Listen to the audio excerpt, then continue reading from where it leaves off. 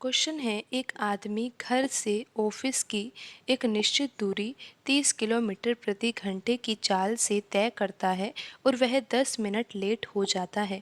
लेकिन अगर वह 40 किलोमीटर प्रति घंटे की चाल से जाए तो 5 मिनट पहले ही पहुंच जाता है। तो घर से ऑफिस की दूरी ज्ञात करे। तो यहाँ पर प्रश्न में दिया हुआ है कि एक आदमी जब घर से ऑफिस जा रहा है तो वह निश्चित दूरी को तय कर रहा है और दूरी को तय करता है 30 किलोमीटर प्रति घंटे की चाल से। तो वह सही समय पर नहीं पहुंच पाता है और 10 मिनट वह लेट हो जाता है। लेकिन अगर वह 40 किलोमीटर प्रति घंटे की चाल से जाए, यानी कि अगर अपनी चाल को बढ़ा दे वह 10 किलोमीटर प्रति घंटा, तो उस स्थिति में वह सही समय पर ना पहुंचकर सही समय से पहले ही पहुंच जाता है, यानी कि 5 मिनट पहले ही वह पहुंच जाता है। तो हमें तो यहाँ पर ये ज्ञात करना है कि घर से ऑफिस की दूरी क्या है। तो आइए अब हम यहाँ पर प्रश्न को हल करते हैं। तो यहाँ पर आप मान लीजिए कि दूरी को हम यहाँ पर क्या मान रहे हैं, x मान रहे हैं।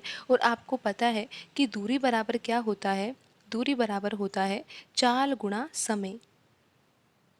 तो यहाँ पर आपको पता है कि दो स्थिति दी हुई है प्रश्न में। एक स्थिति तो ये है कि 30 किलोमीटर प्रति घंटे की चाल से जब वह व्यक्ति दूरी तय करता है तो उसको जो समय लगता है ना, वो सही समय पर वह नहीं पहुँचता है और 10 मिनट लेट पहुँचता है। और दूसरी स्थिति ये है कि जब वह 40 किलोमीटर प्रति घंटे की चाल से वही दूरी तय करता है घर से ऑफिस तक जाने की, तो वह 5 मिनट पहले ही पहुंच जाता है, यानी कि वह सही समय पर ना पहुंचकर 5 मिनट पहले पहुंच जाता है। तो यहाँ पर आपको पता है कि अगर हमें दूरी निकालनी हो तो हमें चाल पता होनी चाहिए और समय पता होना चाहिए। तो यहाँ पर आपको चाल तो पता है कि पहली स्थिति के लिए चाल कितनी है, 30 किलोमीटर प्रति घंटा है। यहाँ पर हम लिख लेते हैं 30 किलोमीटर प्रति घंटा। लेकिन आप यहाँ पर ये देखिए कि आपको यहाँ पर समय नहीं पता है। आप यहाँ पर मान लीजिए कि निश्चित समय क्या है, यानी कि सही समय क्या है। यहाँ पर आप मान रहे हो कि सही समय क्या है, टी मिनट है। लेकिन पहली स्थिति में क्या होता है, वह व्यक्ति जब 30 किलोमीटर प्रति घंटे की चाल से दूरी तय करता है तो वह 10 मिनट लेट हो जाता है, यानी कि उसको समय कितना लगता है, 10 मिनट ज़्यादा समय लगता है। तो यहाँ पर हम मान लेंगे कि पहली स्थिति में टी प्लस 10 मिनट समय लग रहा है। तो आप यहाँ पर फिर से समझिए कि यहाँ पर हम क्या निकाल रहे हैं, हम यहाँ पर दूरी निकाल रहे हैं और पहली स्थिति के लिए दूरी निकाल रहे हैं। तो चाल यहाँ पर S1 होगी और यहाँ पर समय क्या होगा, T1 होगा। तो यहाँ पर हम दूरी निकाल रहे हैं। तो यहाँ पर आपको पता है कि जो यहाँ पर ये चाल दी हुई है ये किलोमीटर प्रति घंटे में दी हुई है। और यहाँ पर जो हम समय मान रहे हैं कि नियत समय तो t है, लेकिन 10 मिनट ज़्यादा लग रहे हैं। यहाँ पर हम जो समय मान रहे हैं वो मिनट में मान रहे हैं, लेकिन चाल यहाँ पर किलोमीटर प्रति घंटा में दी हुई है। तो यहाँ पर हम चाल को चेंज कर लेते हैं किलोमीटर प्रति मिनट में, यानी कि जो समय यहाँ पर घंटे में है ना, उसको हम मिनट में चेंज कर लेंगे। तो यहाँ पर आपको पता है कि चाल जो है वो 30 किलोमीटर प्रति घंटा है। और यहाँ पर अगर हमें इस घंटे को मिनट में चेंज करना हो तो यहाँ पर हम 60 का गुणा कर देंगे, यानी कि बट्टे में यहाँ पर हम 60 लिख देंगे। आप इतना समझ गए होंगे कि घंटे को मिनट में चेंज करने के लिए 60 का गुणा किया जाता है। और 60 यहाँ पर कहाँ आएगा, बट्टे में आएगा।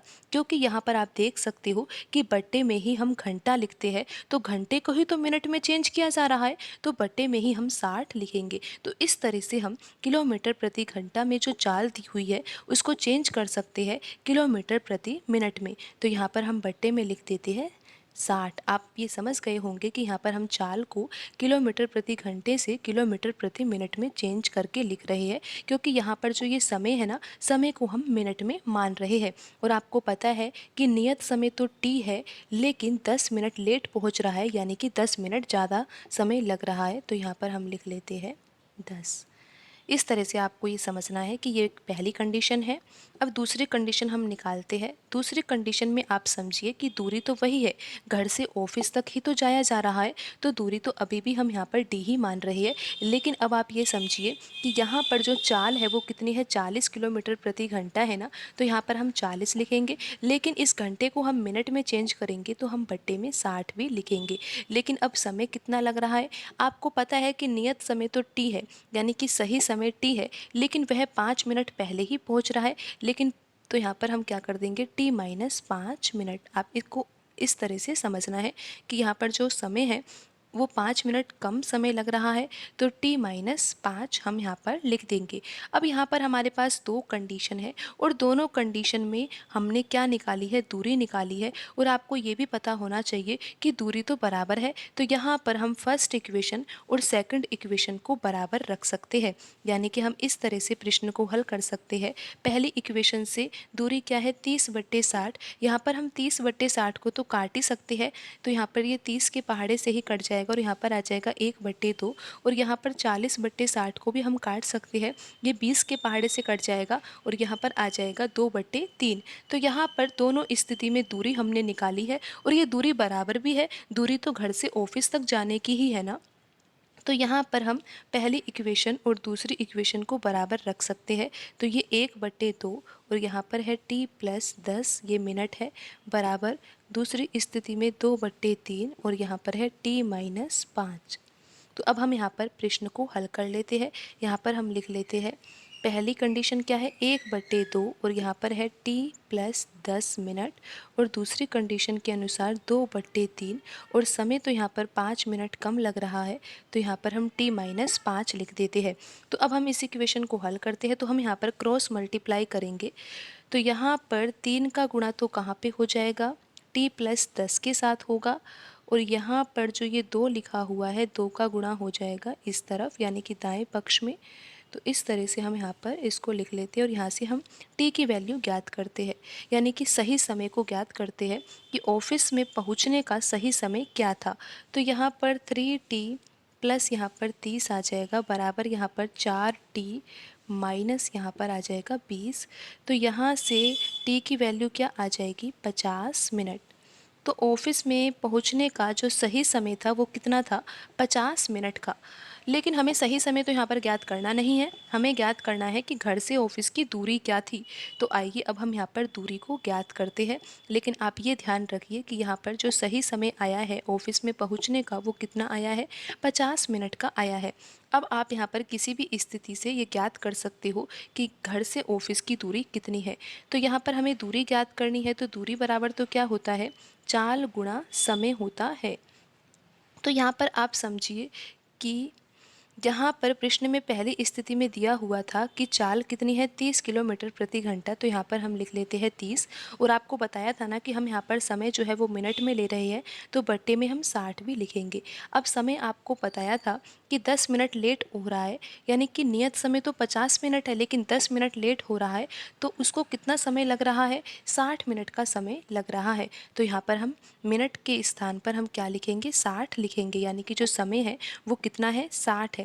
तो 60 से 60 कट जाएगा और यहाँ पर कितनी दूरी आ जाएगी, 30 किलोमीटर दूरी आ जाएगी।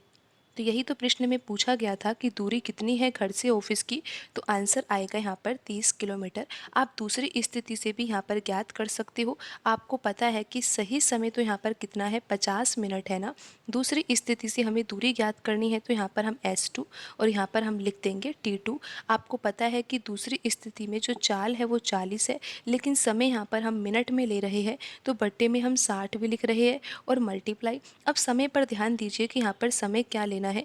यहाँ पर हम 50 मिनट तो नियत समय को बता रहे हैं, तो ये तो 5 मिनट पहले ही पहुँच गया, तो यहाँ पर वह कितने समय में पहुँच गया, 45 मिनट में पहुँच गया। तो यहाँ पर हम 45 लिखेंगे। अब हम इसको हल कर लेते हैं, 0 से 0 कट जाएगा।